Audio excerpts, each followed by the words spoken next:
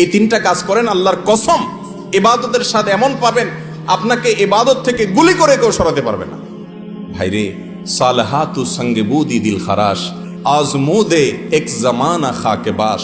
অনেক কিছুর স্বাদ পেয়েছেন জীবনে, অনেক কিছুর স্বাদ, ভালো খাবারের স্বাদ পেয়েছেন, জেনা হারাম রিলেশন সম্পর্কের মধ্যে স্বাদ পেয়েছেন, ফেসবুকে ইউটিউবে আজেবাজে জিনিস দেখে স্বাদ পেয়েছেন, হালাল হারাম বিভিন্ন ভাবে বিভিন্ন স্বাদ পেয়েছেন। আজমুদে এক জামানা খাকে বাস। একটু পরীক্ষা করে কিছুকালের জন্য মাটি হয়ে দেখেন, একটু কিছুকালের জন্য হারাম ত্যাগ করে দেখেন, ইবাদতের স্বাদ যদি একবার পান, দেখবেন যে এর চাইতে স্বাদের আর কিছু নেই। সবচাইতে মজার জায়গায় সেজদা। আমার মালিককে আমি সেজদা করছি, এই সেজদার বিনিময়ে দুনিয়া এবং দুনিয়ার মধ্যে যা কিছু আছে সবকিছুর চাইতে উত্তম হবে, মালিকের সবচেয়ে নৈকট্য অর্জন হবে।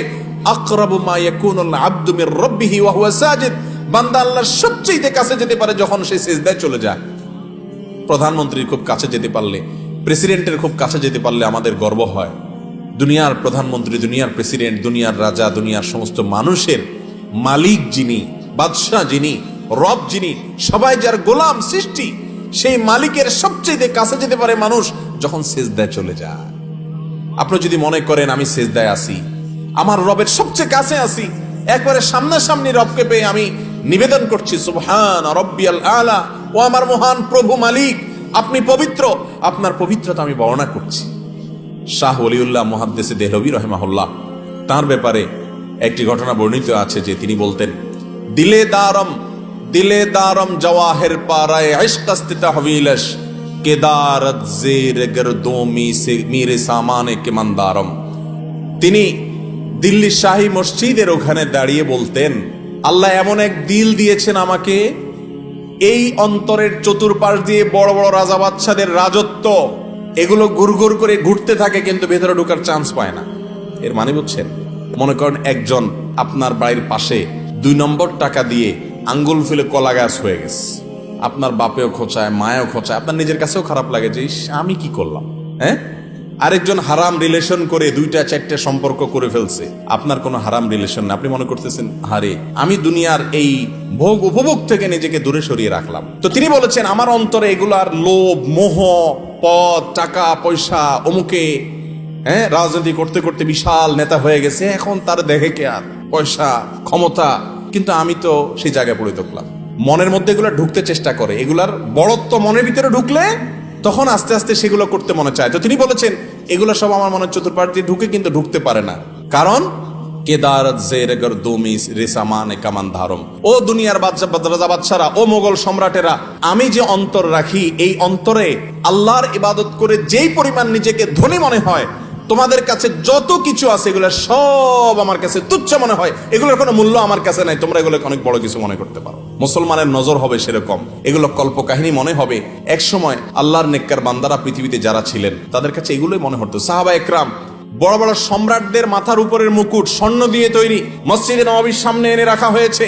সাহাবা একরাম রিদওয়ানুল্লাহি তাআলা আলাইহিম আজমাইন ইবাদতের স্বাদ পাওয়ার আগে, ইসলাম গ্রহণ করার আগে, যারা একটু ওটের পানি পান করানোকে কেন্দ্র করে শতাব্দীকে শতাব্দী যুগ যুগ ধরে যুদ্ধ করে বেড়াতো, তুচ্ছ জিনিসের জন্য লড়াই করত, সেই মানুষগুলো ওই মুকুটকে, সম্রাটের সেই সোনা খচিত মুকুটকে পাও দিয়া উষ্ঠা মারে লাথি মারতে মারতে চলে যায়।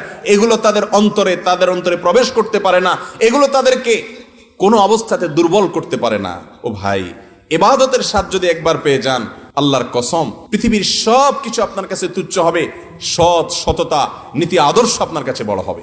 আমি আপনাদেরকে আল্লাহর উপরে ভরসা করে বলছি, যদি কেউ ইবাদতের স্বাদ পান না এই অভিযোগ করেন, আপনি টানা 10 দিন 20 দিন এই চোখ দিয়ে হারাম কোনো পর্নোর দিকে তাকাবেন না, কোনো মিউজিক, কোনো গান শুনবেন না, মোবাইলেও না, মোবাইলের বাইরেও না, টেলিভিশনেও না, কোনো দিকেই না। রাস্তা চলবেন, নিজেকে নিয়ন্ত্রণ করবেন, নজর পড়ে গেছে সাথে সাথে নিজেকে শাসন করবেন, ভৎসনা করবেন, আল্লাহর কাছে মাপ চাইবেন, এরপরে আরো সাবধান হয়ে চলবেন। এভাবে 10-15 দিন যদি চোখের জেনা থেকে আপনাকে বাঁচাতে পারেন নিজেকে, ইনশাআল্লাহ আপনি ইবাদতের স্বাদ পাবেন। আপনি রুকু করলে, সিজদা করলে আর উঠতে মনে চাবে না। ভাইরে, আজ আমাদের কাছে নামাজটা বোঝা হয়ে গেছে, আমরা নামাজটা পড়ি একটা বোঝা, পড়ে শেষ করতে পারলে বাঁচি। সাহাবা একরাম, এমনকি আমাদের প্রিয় নবী করিম সাল্লাল্লাহু আলাইহি সাল্লাম কিভাবে নামাজ পড়তেন জানেন? আম্মা জান আয়েশা বলেন, তিনি যখন রাত্রের জন্য নামাজ পড়তেন, লা তাসআল আন হুসনিহিন্না ওয়া তুলিহিন্না, নবীজির রাতের নামাজের কি সৌন্দর্য ছিল, আর বলো না। যখন তিনি দাঁড়িয়ে কেরাত পড়তে থাকতেন, এত লম্বা সময় পড়তেন, আমরা মনে করতাম হায়রে রুকুতে আর যাবেন না মনে হয়। রুকুতে যাওয়ার পর সুবহান রাব্বিয়াল আযীম, আল্লাহর পবিত্রতা বর্ণনা করছেন, মালিকের সামনে নিবেদন করছেন তাসবিহ। এত বেশি ভালো লাগা কাজ করতো, নবীজি রুকু থেকে আর উঠতেন না। আমাদের আয়েশা বলেন মনে হতো তিনি আর উঠবেন না, মাথা তুলবেন না। ভয় হতো যে হায়রে এত সময় ধরে তিনি রুকুতে আছেন, কষ্ট হয়ে যাচ্ছে, মাথাটা কেন তুলছেন না। এরপর যখন মাথা তুলতেন, এত সময় ধরে দাঁড়িয়ে আল্লাহর প্রশংসা করতেন, হামদান কাসীরান তাইয়িবান মুবারাকান ফি রব্বানা ওয়ালাকাল হামদ।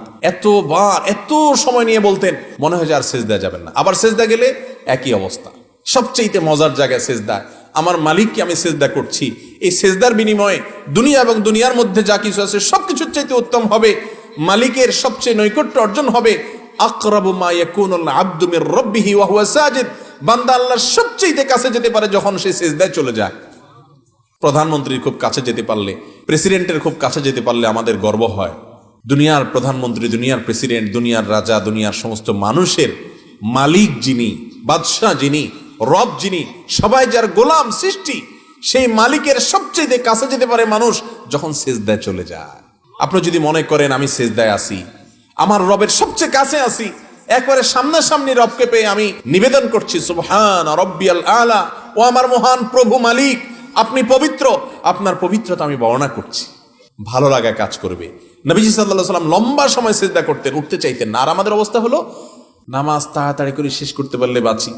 নামাজের পরে যদি বৃষ্টি হয় তো মসজিদের দুয়ারে এসে সবাই এমন ভাবে একত্র হয়, মনে হয় জেলখানায় আছে, বাইরে হওয়ার জন্য সবাই পাগল হয়ে গেছে। ঠিক না ঠিক? ভাইরা আমার, এই ইবাদতের স্বাদ নষ্ট হয় যে কাজগুলোর মাধ্যমে, তার মধ্যে অন্যতম একটা কাজ হলো চোখের গুনাহ, যেটা আজ ব্যাপক হয়ে গেছে। এই জন্য ইবাদতের স্বাদ নাই। আল্লাহ আমাদেরকে চোখের জেনা থেকে বেঁচে থাকার তৌফিক দান করুন। আর এমনি গণহারে গুনাহের কারণেও ইবাদতের স্বাদ কমে যায়। ইবাদতের স্বাদ কমার তৃতীয় কারণ হলো হারাম খানা। আজকাল খাবারের মধ্যে এত ভেজাল, আল্লাহ মাফ করুক। ইমাম সাহেব বেচারা যে বেতনটা পায়, ওয়াজ করে হুজুর যে হাদিয়া পায়, ওই হাদিয়াও দেখা গেল যে যেসব মানুষ দিছে টিছে, সুদখোর, ঘুষখোর, টিনচোর, গমচোর, ডাকাত, রাহাজানি করেন না, আইল ঠেলা মানুষ, 2 নম্বরে ইনকাম করা মানুষ, চাঁদাবাজ, মাস্তান, এক একজনের ইনকামে এক এক ভেজাল। আবার কেউ আছে এগুলো কিছু করেন, আপনারা খুব হাসতেছেন মনে মনে, হুজুর সব বাঁশ দিয়ে ফেলতেছে। আপনি নিজেও যে বাঁশ খাওয়ার লোক, আপনি বোনের হক দেন নাই, ফুফুর হক দেন নাই বাপের সম্পত্তিতে, তাহলে আপনিও হারামখোর, আমিও হারামখোর হয়ে যাব যদি এই কাজ করি। ঠিক না ঠিক? এই হারাম খাওয়ার কারণে ইবাদতের স্বাদ পাওয়া যায় না। 3টা জিনিস বললাম, চোখের জেনা থেকে বাঁচা, সকল গুনাহ থেকে বাঁচার চেষ্টাটা করতে থাকা, আর বিশেষভাবে আমি যা খাবো উপার্জন করব এটা যেন হারাম না হয়, এই দিকটা চেষ্টা করা। তাহলে 3 কাজ করতে হবে, চোখের জেনা থেকে বাঁচতে হবে, সকল গুনাহ থেকে বাঁচার বিশেষ চেষ্টা থাকতে হবে, আর হারাম খানা থেকে বাঁচার চেষ্টা করতে হবে। আল্লাহ আমাদের তৌফিক দান করুন।